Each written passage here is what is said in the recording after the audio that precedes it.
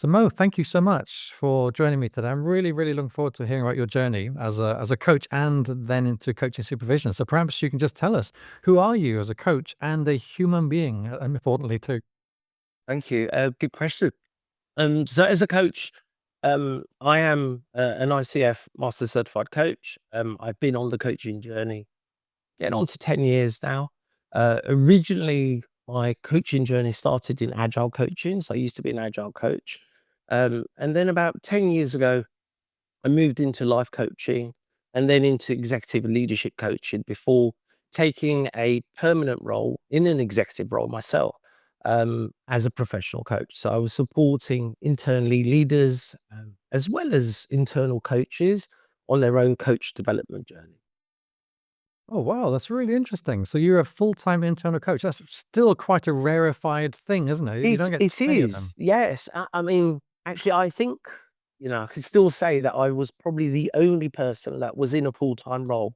Internal to organisation, most coaches are coaches as job plus, so they have a day job within an HR function, or they do other things as well.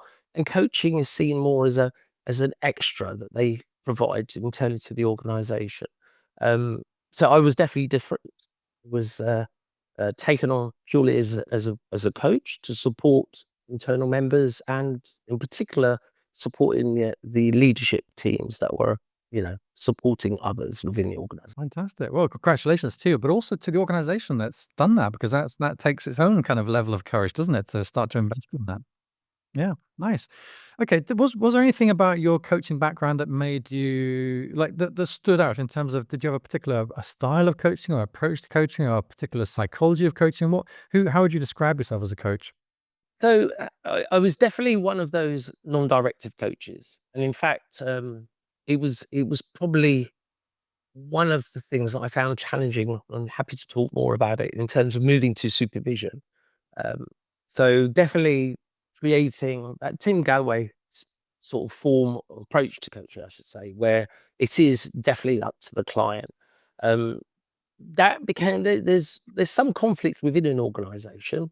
Sure, you're aware that coaching is seen as an intervention sometimes, where you're there to tell someone what they're doing wrong and then to give them advice as to what they should be doing to meet their goals or to achieve a particular performance mark. Um, I definitely was not in that camp. I was definitely holding that very reflective space for the clients to explore those challenges and find their own solutions. Yeah, nice. Okay, what led you then? I mean, I can see a huge amount of experience, MCC coach, full-time coach, so you're not short of the experience of coaching, but at some point you decided supervision is my next step. What happened? What went through your mind, and why did that begin to Yeah, I happen? mean, it's an interesting one, that one. So originally, I guess I was introduced to supervision. So I had my psychologist at one point due to a life event. Um, and though he was a psychologist, it wasn't psychotherapy per se. He definitely moved into coaching. And one of the things he mentioned was that he had to attend regular supervision on a weekly basis. And I was curious at the time because I was curious of what supervision meant for him, but also what coaching was. So he was the inspiration for me to move into coaching as a whole. I was always fascinated how one little question could create such a big impact on me. I wanted to do the same for others. Um, so definitely my interest with supervision then was I had supervision in place for myself as I progressed on my professional coaching journey. But then I was supporting internal coaches as a coach mentor and also as a coach educator because I had developed an internal ICF level 2 coach education program. So I had people, the students that had gone through this, the actual education, and then there was a huge gap over how do we then support their development going forward. Um, and I feel that within organizations, supervision is quite important, not just for those on their own coaching journey, but also for managers as well. Creating that reflective space for them to say, what is happening here with you? What could you do potentially differently? And getting them to explore those, but also to do that challenging and maybe even provide that advice. and maybe some recommendations or things to read and things to do. So definitely, I feel for me that's what sort of pushed me into the supervision space, was to support the internal students and the internal coaches that I was supporting in the first place as a coach, as a coach mentor, and a coach educator. It's interesting. So your knowledge of supervision was born at the same time as your knowledge of coaching from the sounds of it because of the intervention you had. Wow, that's interesting. And then how does it feel to kind of come full circle to be that person? Yeah, it feels great. So I mean, the thing that moved me into supervision was, as I mentioned, knowing that we can make such a difference to our clients just by holding that curious space and asking those one or two questions that really helped challenge some of those belief systems that no one else would potentially challenge. And in supervision, it extended more because it became not only helping the coach, but helping the coach's client as well. So the impact I felt I was having was far greater. So for me, helping others is my main driver. It's what gets me up in the morning, is what puts the shirt on. And knowing that I can help a coach and help the coach's client, and therefore have that ripple effect, as they say, for the coach's client, like the immediate friends and family, those around them, society that they interact with, really was one of the key drivers for me. How, if I may ask this, how have you coped with is probably the wrong word because that's almost got something built into it. But how have you managed the systemic challenge of being both a coach within the organization and the supervisor to the coaches in the organization in that systemic sense? It was definitely one of the biggest challenges I had. And I think while I was on the coach supervision course, it was one of the things I really had to explore to understand what was happening internally. Having a client, I was a coaching client, and there was a student, there was a mentoring client, and now supervision proved quite challenging at first. And I through the course and through supervision myself, I found that the best way for me was around contracting. And I actually asked my clients initially to say, look, you were a coaching client, you are a mentoring client. This is a supervision space. So I'm going to ask you to help me, if that's okay, how to hold this space purely as your coach supervisor. And likewise, if you need me to help you, I'll be in that space as a supervisor. So it is a challenge, it is difficult. And obviously all the other ethics come into in terms of confidentiality and in terms of some of the people that the coach may be talking about are people I'm aware of, I'm familiar with, or actually colleagues or people I work with. So without a doubt, being an internal coach, coach educator, coach mentor, and coach supervisor has its challenges. Um, and I would always say, and something that I do help some of my coachees at the moment that do support multiple roles within an organization, is just be very clear what role you're in with the client in terms of that contract scene at the start of the session. Remind yourself and remind them. That's really helped me hold that space and be sure that I am in the right mode, the right role for them. It's very interesting though, because in order to be clear on those different roles, you've got to be clear what those roles are, haven't you? And a lot of people come into supervision for the first time don't really quite know what it is, and they start to make sense of it as they go through the process. But you're also an educator and a mentor, so you've got to be pretty clear on those things. How did you get clear on the differences, and what's your sense of those differences now, do you think? So, I mean, yeah, I like the question, Nick. How I became clear was to help educate them on what supervision is. So one of the things I did was I supported probably about 40 internal coaches, but a community of about 200. I would put blogs out and, share information such as from the ICCS sites around what supervision is, asking them to reflect on how that would help them in their current role. Now, as I mentioned, not just purely for coaches, but also for some managers and leaders as well, because I do believe there's a lot of crossover in terms of what supervision can do to support those. Um, People that are on their promotion path, for instance. Yes, I had path clients, but in some cases, I did have to swap, do more in an executive role myself, had to be more of a mentor, supervisor to them, to provide them some guidance and some advice really around. what they could look at, what they could try.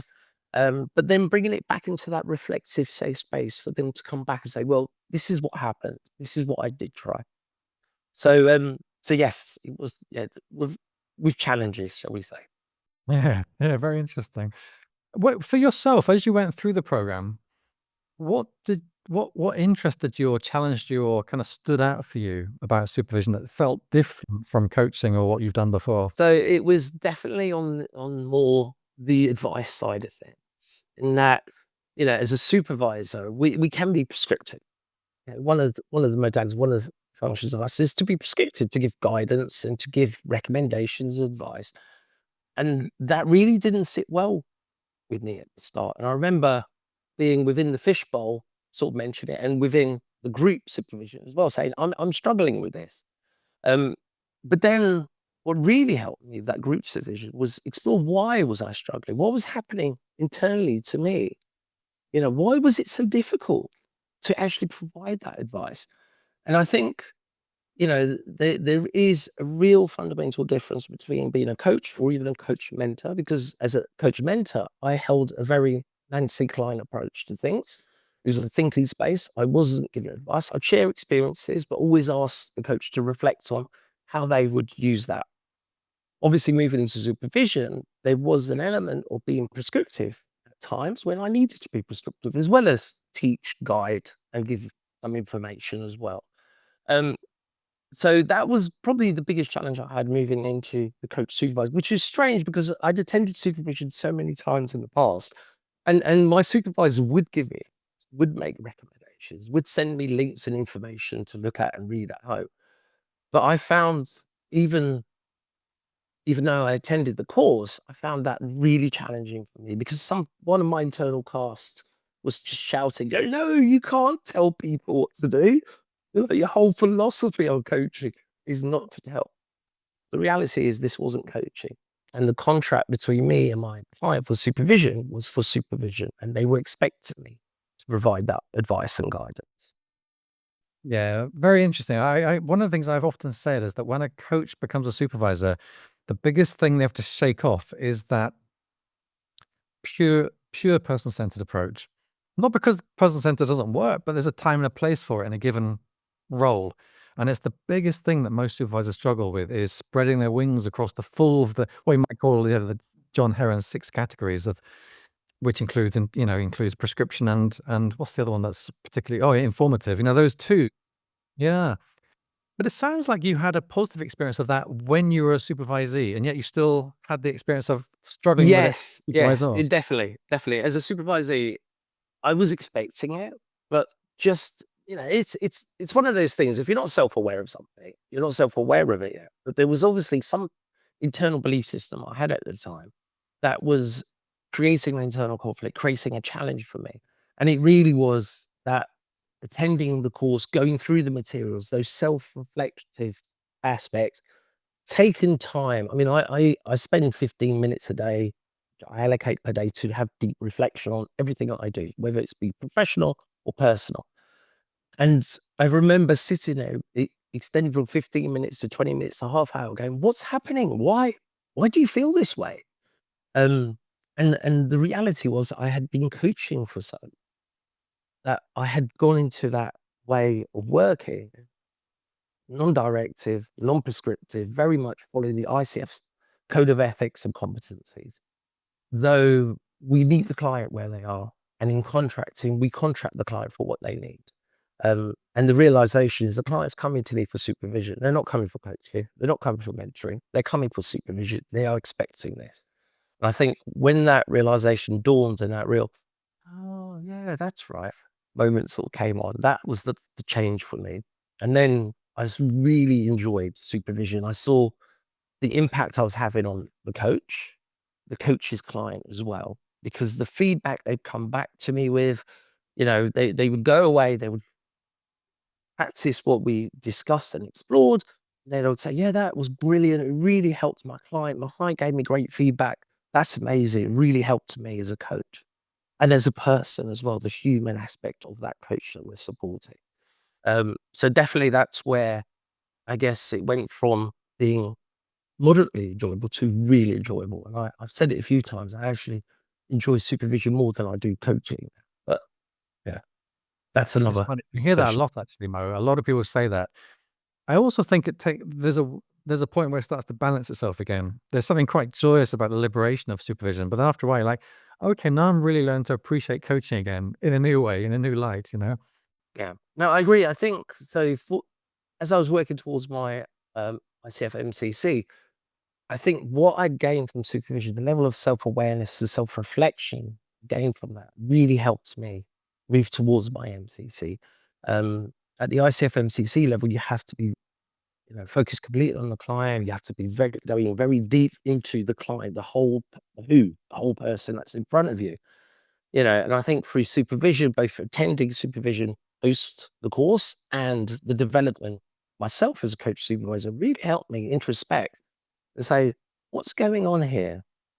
Why did you not ask that question? What was happening there? So without a doubt, I feel it has contributed significantly to me as a coach, but also to me as just as a person, as a father to my son. I think I'm far more self-aware now due to the journey as a coach supervisor, not just the course, but supporting coaches as a coach supervisor. Um, that I think I feel definitely I'm more self-aware and able to better self-regulate at times. Mm. Yeah, that's great. I think you joined us about 2 years ago, right? And you qualified about a year ago. What's the journey been like since then in terms of how have you continued to change and evolve as a supervisor and absorb that stuff? Like what's shifted for you over time? Yeah, so initially, as I mentioned, I was definitely more of an internal coach supervisor supporting internal clients. I left the organization back in April, and then became more freelance. So I was supporting private clients, both in group and individual. And one of the things that really I noticed the most was the fact that I became quite blinkered as an internal coach supervisor, an internal coach, very much focusing on the overall system, which is great. Don't get me wrong. It's a plus because, as you said, I managed to gain massive amounts of experience working in an organization. All the systemic aspects kick in. You've got the confidentiality. You've got managers who wish you to divulge information which you can't. All kinds of ethical aspects as well. Um, and I think once I moved away from that and started having external to organization clients, even though they were potentially internal coaches still to an organization, I realized that my way of thinking had become very focused and limited on the organization. And not all coaches are internal. So without a doubt, I think that's one of the biggest positive outcomes that's come from me leaving the organization and going back to having private clients as well. Well, first of all, congratulations. I didn't realize you are now into freelance. So that's great. So you've been freelance for about 7 months. Sounds like, right?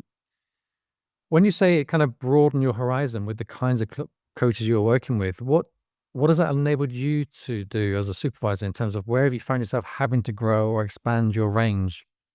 Um, so, so one of the things that I'll just give you an example. I can share this because there's nothing confidential in it. One of the aspects I had was this particular client focused on conflict within couples and partners.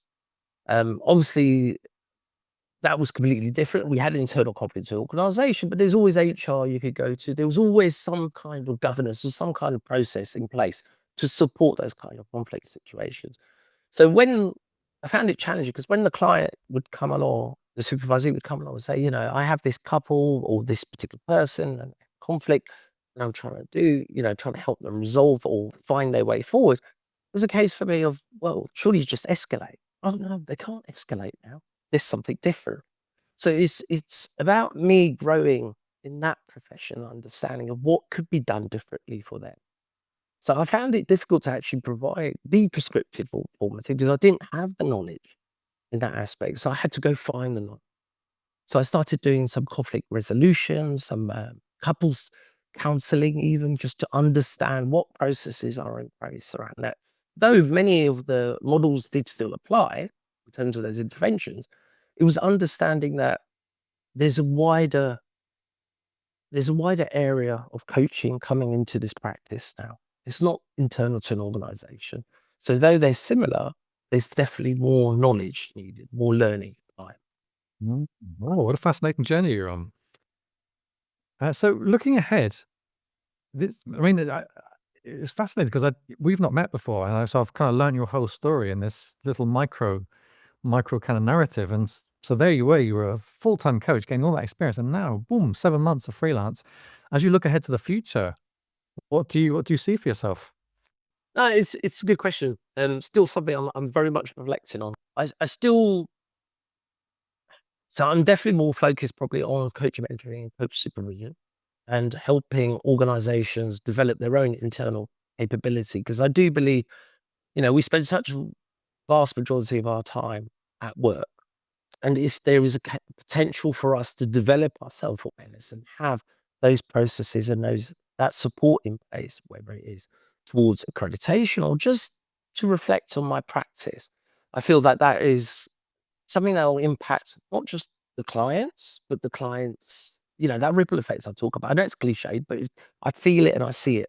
Ripple effect for the client, the society they're in, their children, the school the children will go to, all those aspects. So I think for mine, I'm focusing probably still less on my coaching, uh, executive leadership coaching, but more on developing coaching capability in others or supporting the growth of that coaching capability. And I don't mean that in just um, a professional coach who is using it as their own income or their own business model. I'm seeing it as people that are developing their coaching capability just because they work within an organization and they see the benefit they have. But as they practice that coaching, they still require the supervision in place. They'll still have challenges that they just don't know how to explore. In the old days, and I used to come from a software development background. We had a card cut out that we've explained the code to. You go, oh, look, I'm not sure why this is going wrong. I've done this. Oh, look, that's where the bug is. I see it. Not so easy when it comes to coaching and you don't have another human being in front of you. You still need the other person to sit there and support you. Yeah, very much so. Even despite the rise of AI, we still need humans. Yes. Yeah. And definitely, I see AI having a huge positive impact.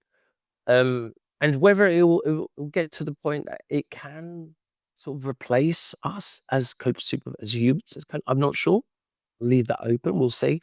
But definitely, there's times where the human curiosity is something that's really hard to replicate, and that empathy as well. So seeing the person in front of you, understanding, though they may not be saying something, you can sense it's difficult for them, and knowing where to walk and how to tread around that to ensure that you're still supporting them, but in service of them.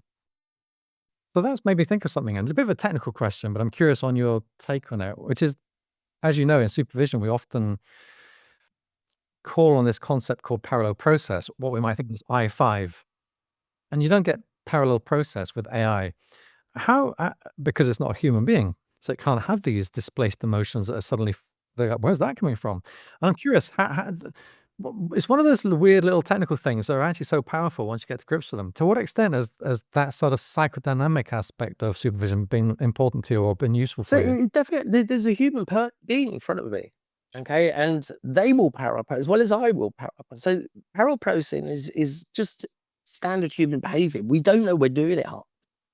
And unless we can create some self-awareness as to what's happening, then how do we learn and become aware of it?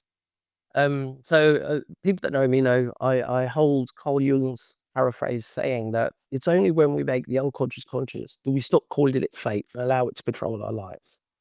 And it's the saying that within supervision, knowing that that parallel process household process could be happening, so that you'll become more or try to become more aware that it is happening in you and potentially could be happening within your client or potentially with your client's client as well. I think I don't know if AI may get there. I don't know. I think it's a let's wait and see space. But I think that that's intuition. I don't know how you can build intuition into something. And it's human experience. It's the lived experience of being human. Yeah. Last question regarding your journey, if somebody were to talk to you about becoming a super, I know you've said it's a valuable thing, but what sort of insight would, or what might you say to somebody who's thinking about it as a way for them to decide whether it's the right journey for them? Um, so I do recommend it to absolutely every coach I speak to, that they should go on coach supervision journey. For me, it's been transformative beyond words. It's helped me change as a person, as a coach mentor, and a coach supervisor. I feel the question is, do you wish to better understand yourself, your thought processes, and how your beliefs may impact those around you, regardless if it's a coach that you're supervising, but anyone around you? On the coaching journey, I've been through the ICF process up to PCC and up to MCC. And I think the level of self-awareness I gained from going on the coach supervision journey was different and deeper. I think that's all I can say. It's different and deeper than just becoming or training or following the journey towards coach. Very interesting. Is there anything finally that you would like to share around supervision or around your experience, anything at all that maybe I've not brought out of us in the conversation yet, just before we close off? Um, I think apart from the fact that I become far more reflective and deeper reflective through coach supervision, not just attending, but definitely going on the journey towards becoming a coach supervisor myself. But every interaction I have with every client helps me learn something new about myself. I just had a session 2 weeks ago, where I had a group supervision session, three clients in there. And I said something, and it was only after, I was like, did I say that? What was happening there for me in saying that to them? Yeah. And then in the next section, I'm going to bring it in because I want to share to them as a supervisor, this is what I'd learned about myself, and see how that lands with them and how that feels for them as well. So I think is if you want a deeper level of awareness about yourself, how you perceive yourself and how your belief systems may be impacting your interactions, coach supervision does more than just qualify you as a coach supervisor. Mm, fantastic. Mo, thank you so much for sharing your journey with me. It's amazing. Thank you so much. And I wish you great success with your newish freelance business. Thank you, Nick. I appreciate you. Thank you.